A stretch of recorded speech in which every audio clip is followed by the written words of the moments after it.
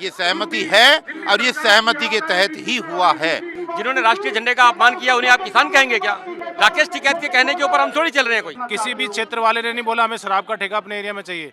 तकरीबन कम से कम 250 से 500 ठेके नए खुल रहे हैं। कोई भी यूथ को गुमराह करना बड़ा इजी होता है। जब आतंकवादी बनते हैं 18 से तकरीबन 25-26 साल के होते हैं। क्यों होते हैं? क्योंकि उनको गुमराह करना आसान होता है। मुख्यमंत्री जी को चाहिए बिजनेस खोलने कोई चैनल से नहीं है, आप कोई एजेंडा लेके आए हुए हैं।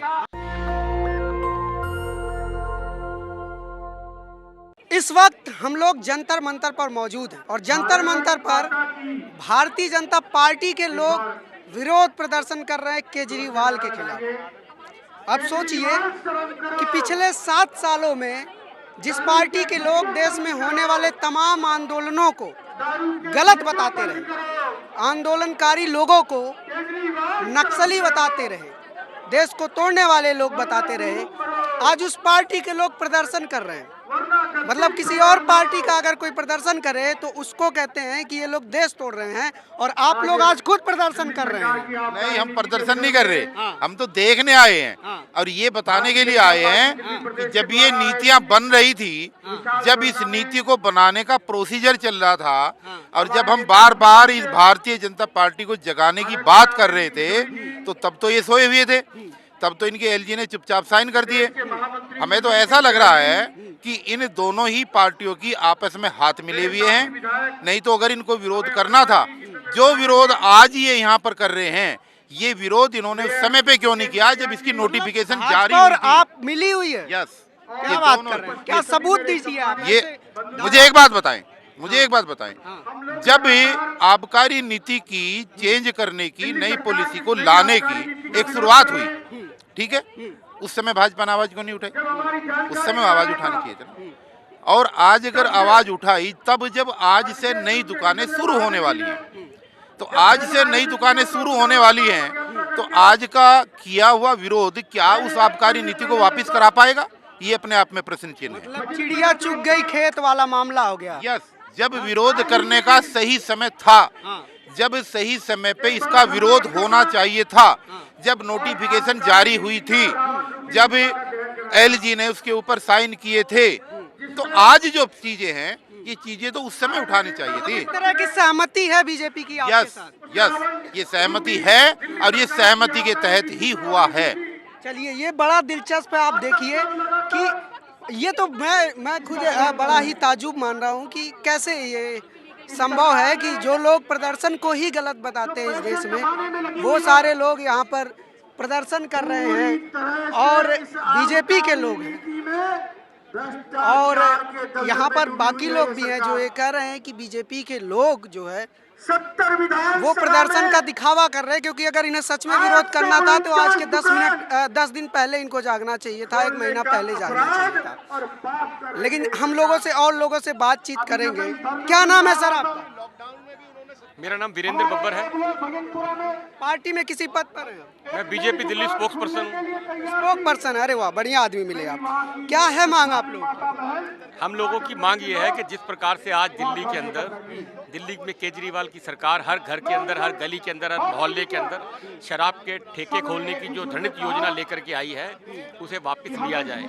मैं आपके संज्ञान में लेना चाहता हूं कि इसी दिल्ली के अंदर 136 वार्डों में आप लोग प्रदर्शन क्यों कर रहे हैं? ये जो शराब नीति, जो घर घर शराब की, हर मोहल्ले में जो शराब की दुकान खोलने की, मैं कह रहा हूं कि बीजेपी पूरे 7 साल में इस देश में जितने भी प्रदर्शन हुए हैं, सारे प्रदर्शनकारियों को आप लोग कभी नक्सली बता देते हो, कभी देश को तोड़ने वाले बता देते हो, तो आप लोग क्यों प्रदर्शन कर रहे हो भाई? आप बताइए, हमने कौन से प्रदर्शनकारियों को नक्सली कहा है? बताइए, आप जवाब दीजिए। किसानों को आप लोगों ने कहा। किसने कहा है? बताइए। आपकी पार्टी के लोगों ने किसने कहा? आपके केंद्रीय मंत्रियों ने कहा, कहा? रविशंकर प्रसाद ने कहा, पीयूष गोयल ने कहा। पीयूष गोयल ने कहा था ये सारे एंटी नेशनल हैं। देखिए, पीयूष गोयल जी ने ये कहा था कि देश का जो किसान है वो खेत पे काम कर रहा है। जो यहाँ बैठे हैं जिन्होंने 26 जनवरी के दिन राष्ट्रीय झंडे का अपमान किया है, ये शब्द उनके बारे में कहे गए हैं। क्या आप मानते नहीं हैं? जिन्होंने राष्ट्रीय झंडे का अपमान किया उन्हें आप किसान कहेंगे क्या? जिन्होंने राष्ट्रीय झंडे का अपमान किया, क्या आप उन्हें किसान मानते हैं क्या? राकेश टिकैत कहते हैं उस संघ के लोग थे। राकेश टिकैत की मान लीजिए या हमारी मान लीजिए, ये तो फैसला देश की जनता करेगी। राकेश टिकैत के कहने के ऊपर हम थोड़ी चल रहे हैं कोई। यही राकेश टिकैत ने सबसे पहले किसान आंदोलन का, किसान कानून का समर्थन किया था। और मैं आपसे पूछता हूं श्रीमान जी, आज आप इस धरने में बैठे हैं ना, ये आबकारी नीति के खिलाफ है। आप किसान आंदोलन को यहाँ कहाँ लेकर के आ रहे हैं? मैं वो नहीं कह रहा हूँ, मैं आंदोलन की बात ही नहीं, मैं ये कह रहा हूँ कि आप लोग जितने भी आंदोलन देश में होते रहे हैं, जो भी लोग आंदोलन करते हैं उनको आप लोग कहते हैं लोग देश तोड़ रहे हैं। आज आप लोग आंदोलन कर रहे हैं, मतलब आंदोलन करना इस देश के लोगों का बेसिक राइट है, फंडामेंटल राइट है। तो जब बाकी लोग इस राइट का इस्तेमाल करते हैं तो आप लोग कहते हैं देखो देश तोड़ रहे हैं। आज आप लोग उसी राइट का इस्तेमाल कर रहे हैं। आप मीडिया के लोग हैं, आप ये खुद तय करें कि शराब के ठेके कम होने चाहिए या बढ़ने चाहिए। अगर केजरीवाल साहब को खोलने ही है तो स्कूल खोलें, मेडिकल कॉलेज खोलें, डिपो खोलें, बच्चों अच्छा पानी दें, ऑफिस खोलें, स्टोर खोलें। ये शराब के ठेके खोलने से अपनी पार्टी का विस्तार करने के लिए जो 2 नंबर से पैसा जनरेट करने का तरीका निकाला है, और लगभग 10,000 करोड़ रुपए का जो कंपनी 60 काट करके, किसी भी क्षेत्र वाले ने नहीं बोला हमें शराब का ठेका अपने एरिया में चाहिए। सबने बोला हमें अच्छी दवाई चाहिए, अच्छा पानी चाहिए, बिजली चाहिए, स्कूल चाहिए। मतलब शराब के ठेके नहीं खोले जाने चाहिए। बिल्कुल किसी, और ये शराब के ठेके जितने भी आज खुल रहे हैं कहीं भी अनथराइज कॉलोनी में, तो किसी की परमिशन भी किसी से नहीं मांगी गई है। लोगों को कच्चा लालच दे करके यहाँ आप लोग विपक्ष में हैं। आप देश के युवा को शराब में धकेलना चाहते हैं या देश के युवा को पढ़ाई की तरफ धकेलना चाहते हैं, आप खुद तय कर लीजिए। आज शराब देश का जो युवा है, केजरीवाल साहब कोचिंग सेंटर खोले, हम स्वागत करते हैं। केजरीवाल साहब स्कूल खोले, हम स्वागत करते हैं। केजरीवाल साहब कोई कंसल्टेंसी का ऑफिस खोले, हम स्वागत करते हैं। मैं कह रहा हूँ आप लोग आज यहाँ विपक्ष में हैं। देश का युवा है, उसको आज एक अच्छे डायरेक्शन की जरूरत है, ना कि शराब पीने की जरूरत है। अच्छा ठीक है, आप लोग यहाँ विपक्ष में हैं, आप लोग कह रहे हैं शराब के ठेके मत खोलो, लेकिन जहाँ आपकी सरकार है जैसे कि उत्तर प्रदेश, वहाँ तो शराब के ठेके खुले हैं। हमारी किसी सरकार ने कहीं भी जाकर के किसी मोहल्ले में शराब के ठेके नहीं खोले। लॉकडाउन में यूपी में शराब के ठेके खुले नहीं थे। दिल्ली के अंदर भी शराब के ठेके कॉमर्शियल कॉम्प्लेक्स में खुलने चाहिए। यूपी में भी तो खुले थे लॉकडाउन में। कहीं नहीं खुले, जहाँ जहाँ शराब के ठेके हाल कॉम्प्लेक्स में है, कॉमर्शियल में, वही खुलने चाहिए। हम का विरोध करें, आप खोलें जितने भी सिविक सेंटर। किसी का भी विरोध कीजिए ना, वो भी शराब के ठेके खोलने की आप क्या आप आम आदमी पार्टी से प्रेरित है या दिल्ली की जो राजनीति है उससे प्रेरित है, जो झूठ की राजनीति है? दिल्ली के अंदर कमर्शियल कॉम्प्लेक्स हैं, डिस्ट्रिक्ट सेंटर्स हैं, एलएससीज हैं, उनमें जाकर के ठेके खोलें और अपना रेवेन्यू बढ़ाएं।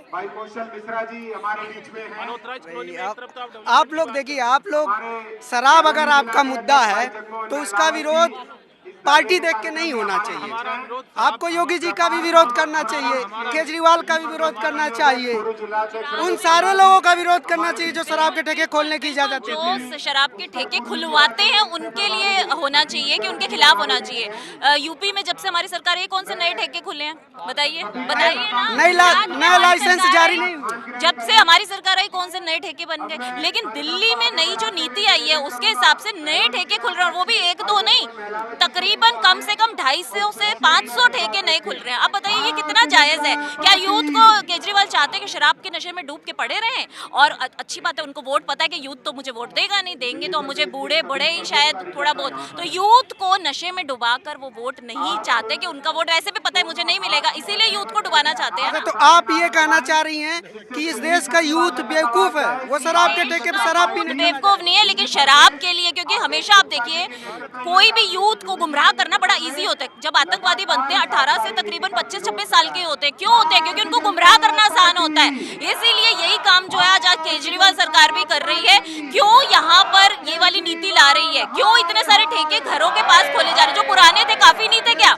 अगर पुराने काफी थे तो फिर क्या दिक्कत है? तो पैसा कमाने के लिए और भी चीजें हैं। मुख्यमंत्री जी को चाहिए बिजनेस खोलने कोई, अगर उनको पैसा कमाने का इतना शौक है, लेकिन आवाकरी से पैसा कमाना ये गलत है।